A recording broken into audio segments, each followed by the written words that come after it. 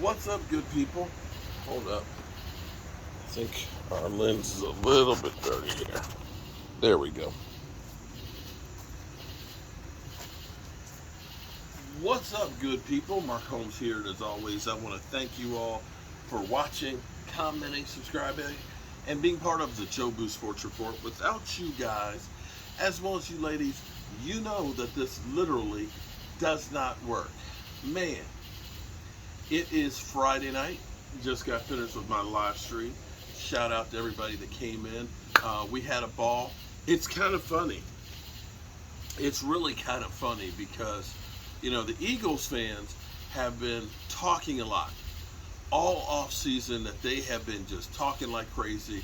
Through the draft, they kept talking about Jordan Davis, and I'll be the first one to admit, I looked at Jordan Davis because I love a big run stuffer. But the funny thing is lately I haven't heard anything about Jordan Davis.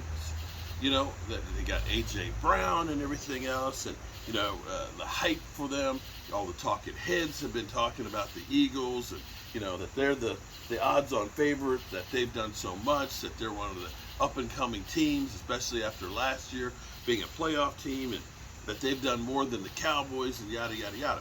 But what I've noticed is lately the Eagle fans have been a little quieter, a little bit more humble, with the exception of Philly 500. Now, Philly 500 this week, earlier in the week, said that the minimum that the Eagles will do this season is win the division. He said the ceiling will be them going to the NFC Championship game. At least winning the division, NFC Championship game. And that's kind of crazy. But hey, that's all cool. Interesting thing. A.J. Brown, who just got here, has become the voice of reason and the focal point of the Eagles. You can see him trying to take over that leadership role. You can see him trying to protect his quarterback. Now, this is not something I made up or Dallas media made up or whatever. This is coming from Eagles. Is it Dan Gunn from one of their, media channels was talking about practice, not a game, not the game that we love. We were talking about practice, OTAs, and he said that he was told about a 10-play series. Whether it's true or not, I don't know. But he said, and it may have been hyperbole, where they said, it was so bad there were like four interceptions, 3 sacks, and 4 incompletions or something like that, And that may or may not have been actually how it was. But in OTAs, it's kind of like, I remember our punter, John Druitt. John, in practice, on the sidelines, could punt the ball 75 yards. I mean, that thing just was like a missile lofted up there. In the games, it wasn't the same because you had pressure on you, You got 11 guys that are there coming after you in the football. But be that as it may, OTAs are when you should look good, when guys aren't trying to take your head off. But be that as it may, Gunn followed it up and said, I stand behind what I heard. And that the struggles were real.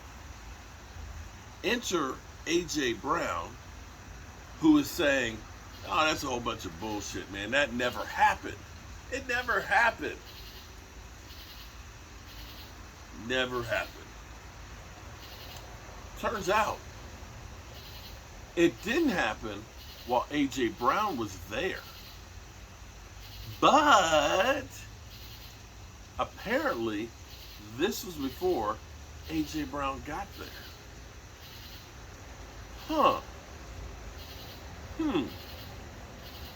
Now, I remember, since this took place before AJ got there, I remember seeing some articles about how AJ Brown and Hurts were a little out of sync in practice. Not a game. Not a game. We talking about practice. But how they just didn't kind of get together and connect. And the interesting thing for, this NFL is a kinder, gentler NFL. Kinder, gentler NFL. That now they don't believe in a whole lot of practice. The Cowboys were going to have 3 days of minicamp. They only had 1 day of practice. And then they went golfing the next. The Eagles, who have new receivers, didn't have a minicamp at all. And allegedly were having problems timing up. Now maybe those things will get worked out. Maybe those things will get worked out, come training camp and stuff. But, if you're struggling in training camp, that couldn't, not necessarily bode well for the Eagles. Sorry, guys. It's been a long couple of weeks.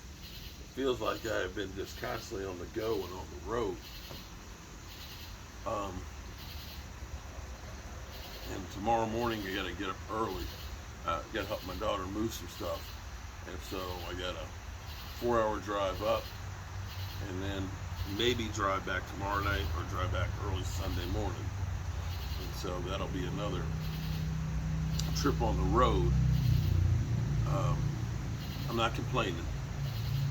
I'm happy that I'm physically able to do this stuff, and I'm certainly happy that the price of gasoline has gone down 30 straight days. In fact, yesterday, coming home, I filled up the gas tank for $3.97 a gallon. Haven't seen the threes in a long time, but I was happy to see it. Hoping I'll see the twos again in the very near future, because that'll definitely help to bring down the cost of inflation. In fact, I'm happy because the price of lumber has been steadily going down too. That OSB, which 2 months ago was $47 a sheet, is now down to $18. Goes to show you that they were kind of just screwing with us on some of that stuff. But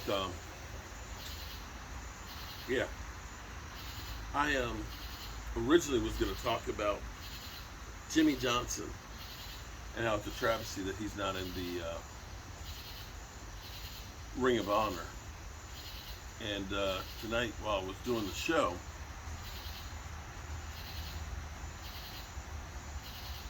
I couldn't help but think of the quote. I couldn't get the whole quote. Shout out to all the ladies that posted it and got it right for me. From The Color Purple. She said, "Until you do right by me, everything you think about is going to fail." And I almost feel like, and instead of doing a whole video on that, what I did was I took what we talked about in the live stream and I cut it down. Because I honestly believe that until Jerry Jones does right by Jimmy Johnson, Cowboys aren't going to win a Super Bowl. I think the football gods had enough. Maybe I'm crazy, but you know what? For the Cowboys to have lost the games the way that they've lost, it's always been crazy.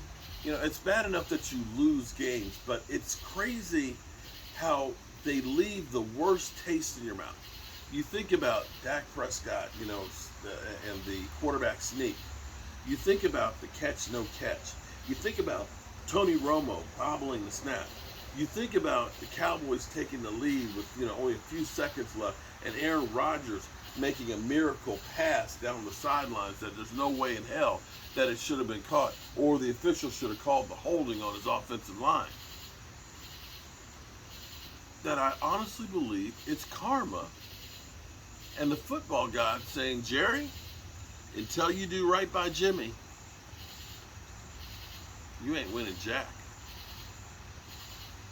Anyway, I appreciate each and every one of you guys, as well as you ladies, I'm going to end this like I always do. Make sure you tell the ones you love them. Because you might not get the chance again. I appreciate y'all. And God willing, I'll see you in the morning.